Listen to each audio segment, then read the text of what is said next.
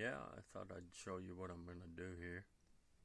What I'm doing is this is the second steak I put on, and I still have little veggies there.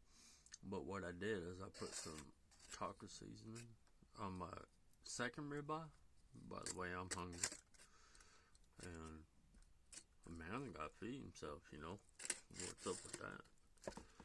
So what I'm gonna do is I'm gonna mix that up a little bit, and I'm gonna flip it up or flip it over, and it gets all the juices in there. And I may, since this one's a little thicker than the earlier one, I may put some more onions and some bell peppers. Okay, you know what I'm saying.